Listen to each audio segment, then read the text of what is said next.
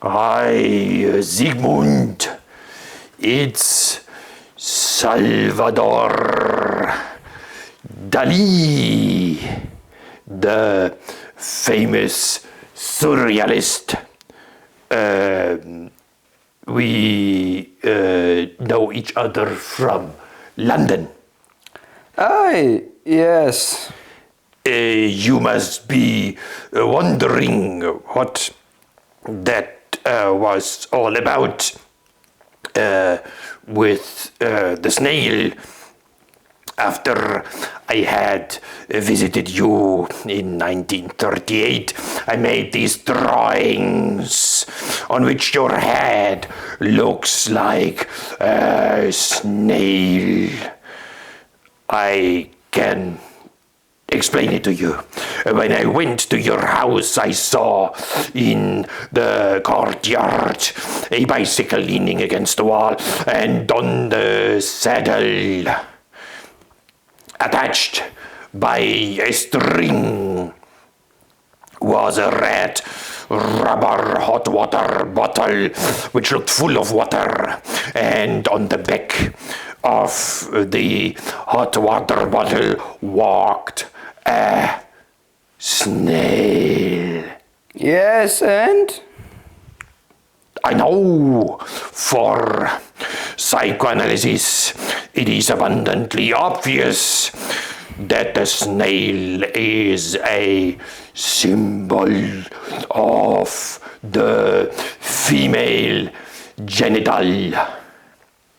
As you put it in one of your lectures, and I quote, the female genital is symbolically represented by all those objects that share its peculiarity of enclosing a space capable of being filled with something. Objects like boxes, jars, cases, pockets, but also animals like mussels or snails. Yes. But it's not quite that simple. A few weeks before, I was at a dinner in France where we first had snails. One of my favorite dishes, by the way. During the meal, I talked about psychoanalysis and about the English writer Edgar Allan Poe. And suddenly I saw a photo of you on the front page of a newspaper, which somebody besides me was reading. And there I discovered your morphological secret. Freud's cranium is a snail. His brain is in the form of a spiral. Well, that's quite a nice story. Exactly. You are surely also receptive to the reference to Edgar Allan Poe. Today he is actually only known as a writer, that he has also written a scientific book about snails. No, only few of us. I do, though. Sure, because you invented psychoanalysis. You studied biology before, and you were particularly interested in fish, snails, and mussels.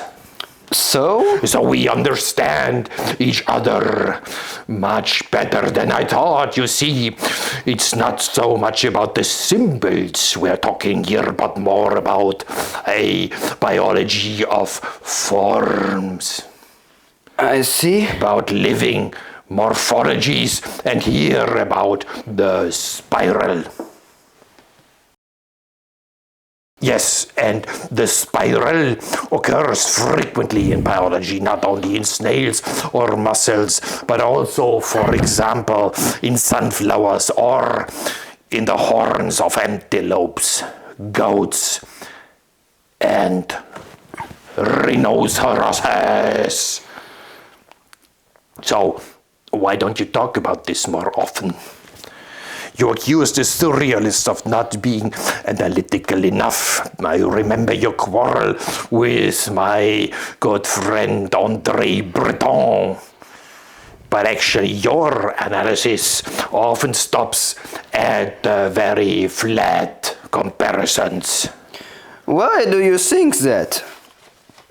The spiral is represented in a drawing, but is also a way of drawing, an approaching via curves, a circling around, a kind of rewriting and repeating, and a differentiating, and in this respect, perhaps also a form of thinking.